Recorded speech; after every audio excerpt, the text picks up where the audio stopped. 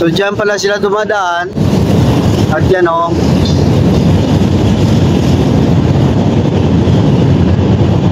Yan. Dito sila matutulog. Shoutout sa nanay ko, yes! Artista na ako! Oh yan, mega loud shoutout guys, ano. So nandito tayo sa Pasig River Esplanade Phase 1. Bisitahin natin ang Phase 4 ng may araw kasi minsan nag-update tayo ng gabi. So kita dito sa Phase 1, kita dito ang Jones Bridge, ano, yan. Sa likod natin, ito na yung Phase 4, no? Papunta na tayo sa Phase 4.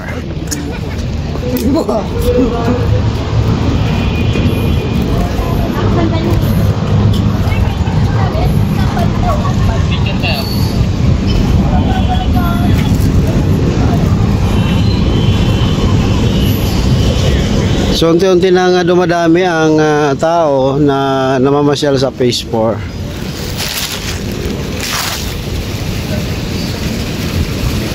So siyempre po dito pa lang tayo sa Phase 1 guys ha. Dito may makikita tayo mga fountain. Yan o.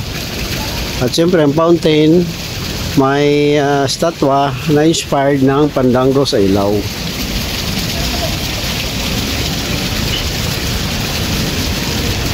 Naglagay na rin sila ng mga Christmas tree, ano, sa mga punong kahoy. Para napansin ko yung kabila walang ilaw.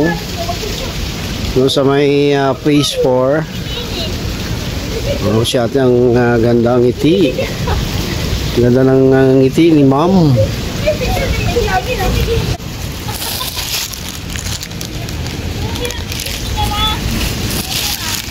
So dito na tayo papunta sa Phase 4 ng nung nakaraan guys, ano, dito hanggang dito yan na sinarahan nila at tinatapos pa kasi.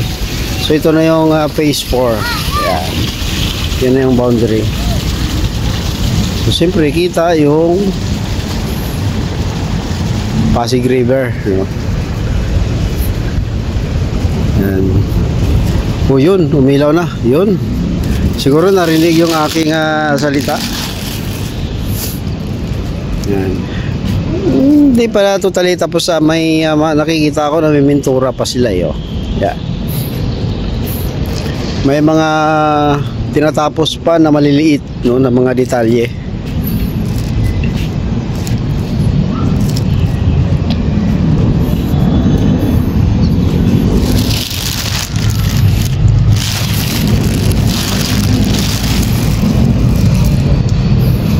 So, siyempre yung MacArthur Bridge, no?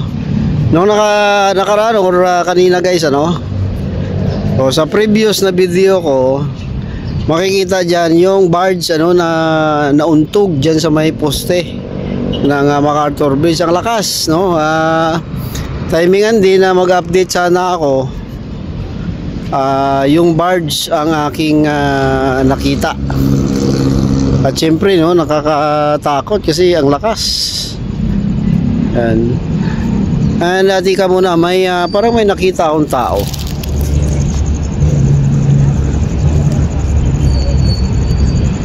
So tao nga, ano, na umakyat galing sa ilalim. So ibig sabihin may nakatira sa ilalim ng MacArthur Bridge. Ano? Makikita natin mamaya yan pag tayo ay dumaan na, no, sa ilalim ng MacArthur Bridge, kasi ito tatagos ito sa ilalim ng MacArthur Bridge. Pero siyempre dito lang sa malapit. Dito naman talaga guys, ano, sa MacArthur Bridge nakaraan ay may mga taong nakatira dito.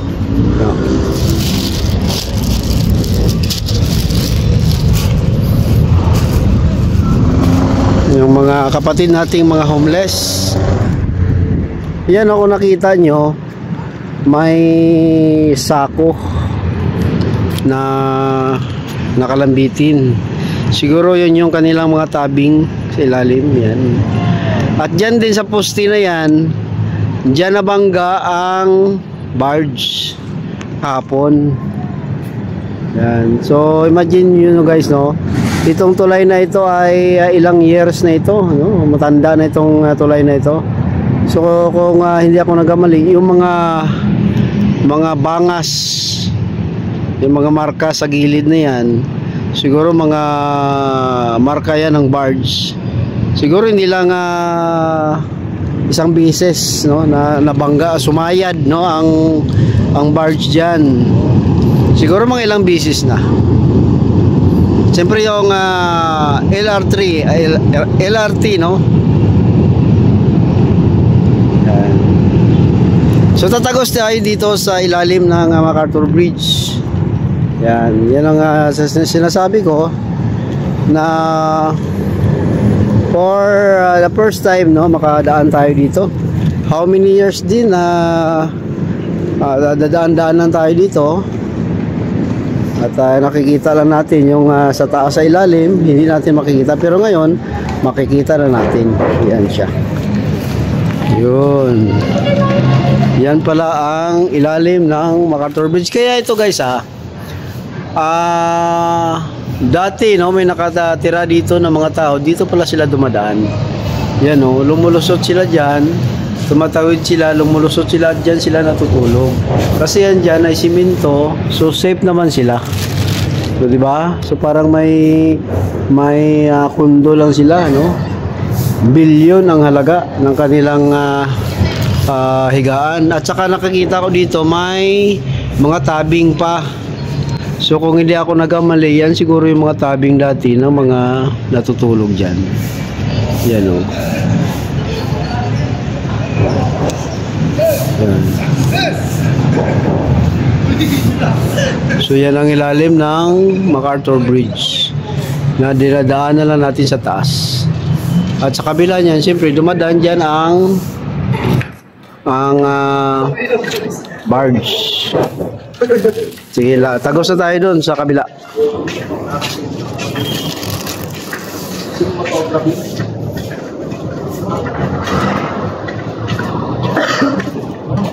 So, maaari pala silang dumaan dyan kasi nung nakaraan may nakita akong taong bumaba dyan, ano.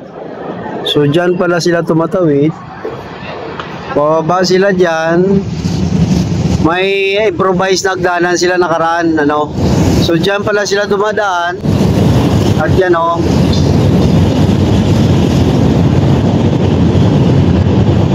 Yan.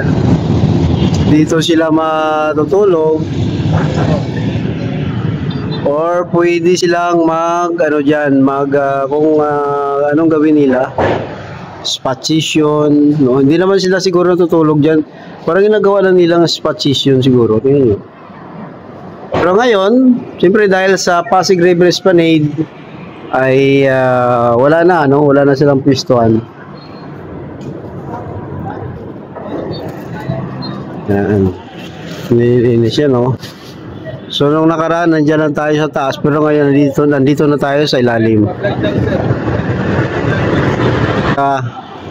So ito yung mga masisipag nating mga maintenance dito, no? Housekeeping. So nililinis nila yung kapaligiran dito. Yan, salamat sa inyo mga kuya, ha, sa pag-maintain. Shoutout sa nanay ko, yes! Artista na ako! Yan. Ayos. Ingat. Ay, hindi pa masyadong tapos, no? Yan ang ating mga housekeeping dito. Hindi pa tapos ito, guys. Ito kasi bahagi na to ay parang gawin pa itong plaza. Kung nakita nyo, may hagdanan dyan. At pansamantala, may tabing muna. Pero ito ay hanggang doon pa yan. Gawin pa nilang plaza. Parang ganyan, no? Nakita nyo yun, guys, no? Ganyan siya, no? Ganyan ang itsura niyan. Or ganun, ano? Sa likod nito, nandyan yung monumento or statwa ni MacArthur. Yan, o. Yung nakikita nyo yan, si MacArthur yan. So siyang magiging sentro. Kung pag once ito may matapos na dito banda. Pero dito naman sa may bahaging gilid ng Pasig River ay pwede na pasyalan. Yan. So ito naman ang ilalim ng LRT Bridge. So LRT sa taas ng LRT na yan, oh. Yan pala siya. So dito, kung katulad sa MacArthur Bridge ay makababa ang mga tao, dito hindi na talaga. Oh, may dumaan LRT.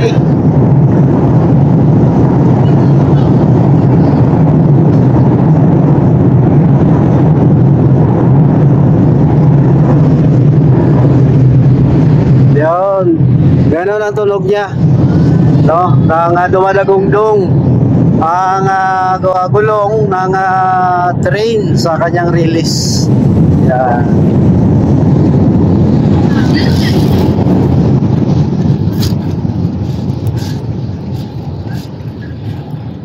So ito pa rin guys, bahagi pa to. Gagawin pa yan diyan, gawin pang plaza yan diyan. So ito na guys, dito na tayo sa may Kenta o Luton ferry station, no. Bakit ferry station? Kasi may ferry dito. Panon pa yan ni Senator or Secretary Bayani Fernando, no.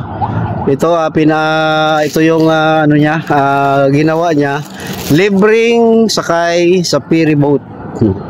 Yan. At siyempre itong structure na ito, hindi, wag na lang natin mention yan, baka misleading tayo, no. So yan muna ang structure na yan.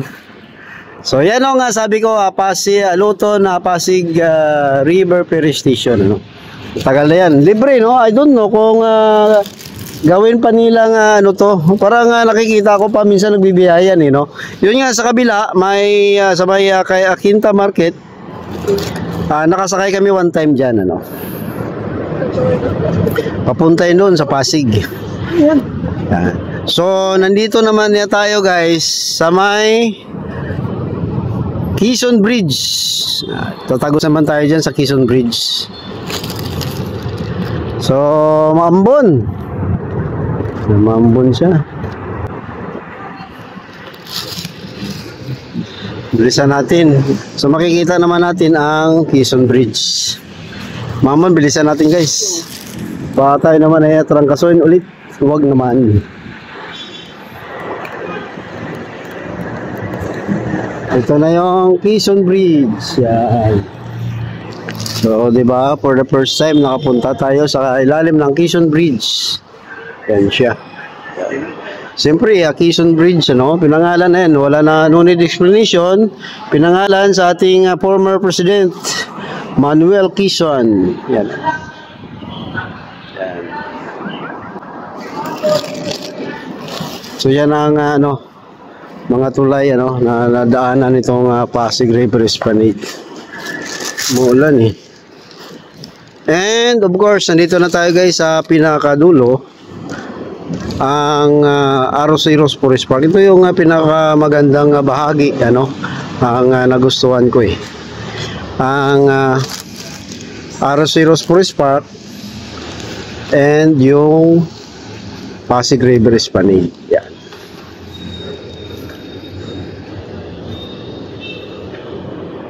Parang may shooting dito, Police, naka-police uniform.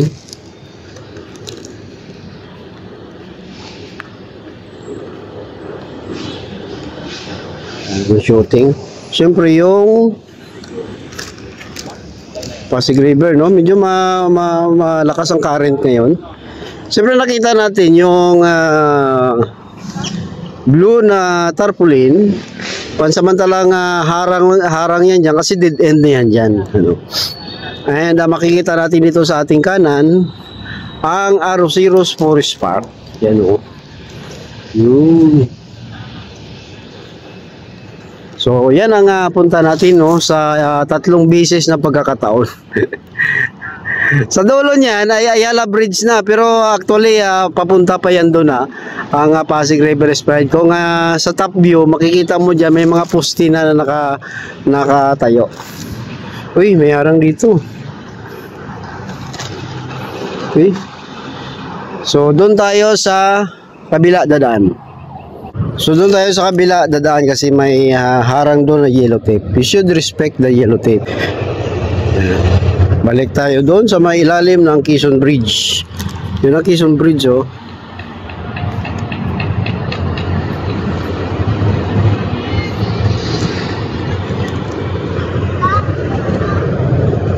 So maganda to dito pag mga bandang alas 3 kasi may lilim ng punong kahoy. So nung nakaraan dyan lang ako nakatayo. Oh. Yan, nakikita, kitang-kita pala ako dyan. Oh.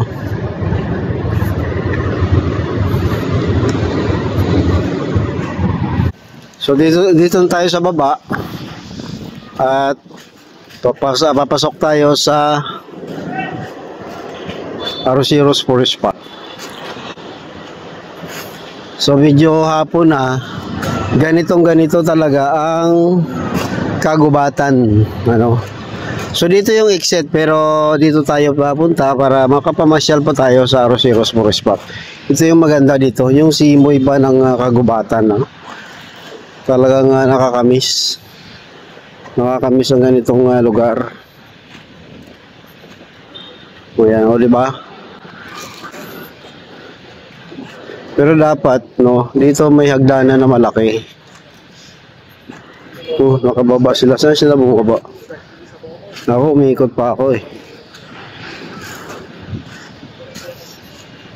So, papasok tayo sa Arroceros Forest Park. So, ito na, may nakita tayong pathway papasok ng Arroceros Forest Park. Yan o. So, tingnan nyo guys, oh. Yan.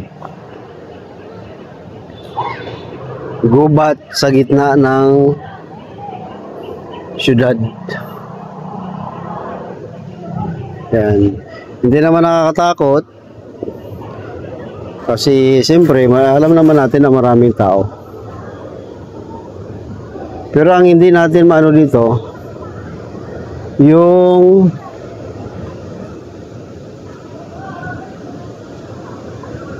hindi natin maano dito, natulala ako sa mga bata na nakaupo. Ang hindi natin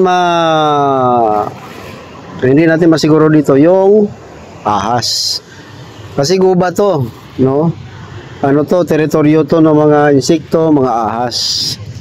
Sabi nga, kung tayo nga pupunta sa mga mall, yung ahas, pag may gubat, pupuntahan nila yan. Mga insekto, mga ibon, ano. So, ito yung mall nila eh. So, hindi natin masabi na walang ahas kasi baka may mga ahas dyan. Pero, hindi naman nakakatakot kasi may daanan naman na konkreto. Yan o. May fountain pa nga dyan eh. Maraming pathway yan. Iba-ibang patutunguhan. And fountain. Yan. Yan nyo. O diba? Nakakatuwa tingnan na ma-experience mo ang kagubatan dito sa loob ng syudad. Ito guys, ang Arroceros ay panahon pa ito ng mga dati pang alkalde dito sa Maynila. Dinidevelop na lang ng mga sumunod. Ano? Panahon pa ito ni Mayor Lim, no? So dinidevelop na lang na dinidevelop, ano. Siguro dati hindi pa kasi na aprobahan na gawing park ito. So sa kalaunan na nagkasundo na gawin na lang itong park at taniman ng mga punong kahoy. Maganda nga ginawa na ito, no? Kasi sa mga bata ngayon hindi na sila halos naka-experience ng kagubatan. Puro na lang sa picture, sa movie na lang nila nakikita, pero never sila naka-experience ng kagubatan. So ito, dito na to kagubatan. Ganito din naman sa gubat eh. Ang wala lang yung daanan, no, at ang ilaw. Siyempre, puro kadiliman yan. Kasi ako, batang bundok talaga ako, taong bundok talaga ako eh. So, naano tayo sa mga kagubatan. Yan. So, paikot yan, ano? Paikot yung pathway na yan. Kung gusto nyong pumunta, dito lang yan guys sa LRT Central Station, malapit, ano? Tingnan nyo, may mga bata, ano, kabataan na mag babanding-banding, ano. Yan. Yan.